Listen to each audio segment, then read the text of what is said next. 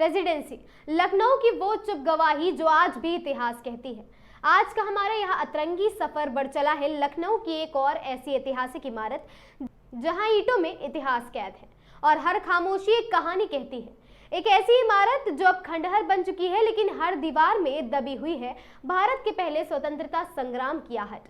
लखनऊ की रेजिडेंसी एक ऐसी जगह जो भारत की आज़ादी की पहली दस्तक की गवाही बनी। सिर्फ ईंट पत्थर नहीं बल्कि 1857 के वीरों की खामोश गवाही है। आइए चलते हैं इतिहास की उन गलियों में जहां खून बहा पर आज़ादी की नींव रखी गई, जहां समय थम गया लेकिन इतिहास ने खुद को जिंदा रखा। नमस्कार, आगाज टाइम्स देख रहे हैं आप। मैं हूं आपके साथ पलक शर्मा। सन 1775 में अवध के नवाब शुजा-उद-दौला और अंग्रेजों के बीच बढ़ते संबंधों ने जन्म दिया रेजिडेंसी को। इसे ब्रिटिश रेजिडेंट के निवास स्थान के रूप में बनवाया गया, लेकिन 1857 आते आते इस इमारत को एक किले में तब्दील कर दिया गया। ब्रिटिश ईस्ट इंडिया कंपनी और भारतीय विद्रोहियों के बीच 87 दिनों की लड़ाई, जिसे इतिहास में सेज ऑफ लखनऊ कहा गया। यह महज एक इमारत नहीं, ये पूरी एक बस्ती थी जिसमें चर्च, अस्पताल, मेस और आवास सब कुछ था। एक छोटा सा यूरोप लखनऊ के दिल में। जी हाँ, लखनऊ की मशहूर रेजिडेंसी वो जगह है जहां इतिहास हर कोने से झांकता है। टूटी हुई दीवारों पर आज भी गोलियों के निशान हैं। इन दीवारों ने वो सब देखा है जो शायद किताबों में भी पूरी तरह नहीं लिखा गया। 1857 में जब देश की धरती आजादी के लिए गरजी तो रेजिडेंसी उसका केंद्र बन गई।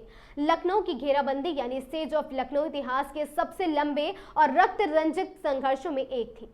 87 दिनों तक रेजिडेंसी में ब्रिटिश सैनिक और उनके परिवार फंसे रहे। तोपों की आवाज, धुएं की परछाइयां और जमीन पर बहा खून, ये सब आज भी वहां महसूस होता है। लोग कहते हैं इतिहास खुद को दोहराता है, लेकिन रेजिडेंसी का इतिहास ऐसा है जो इसकी दीवारों में आज भी दफन है। आज भी यहाँ की दीवारें टूटी हुई हैं, लेकिन गूंगी नहीं है। बेगम कोठी, चर्च, डॉक्टर फेयरफैक्स का मकान, जेल और कैंप, सबकी अपनी कहानी है। कोई बच्चों के रोने की याद दिलाता है तो कोई अंतिम प्रार्थना। यहाँ खामोशी नहीं, इतिहास की गूंज सुनाई देती है।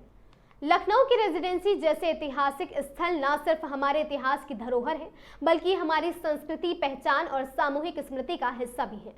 जब इस तरह की जगहों की देखभाल में लापरवाही होती है, सिर्फ कुछ सूचना बोर्ड और टूटी फूटी दीवारें रह जाती हैं, तो ये न सिर्फ विरासत के साथ अन्याय है, बल्कि भविष्य की पीढ़ियों के साथ धोखा है।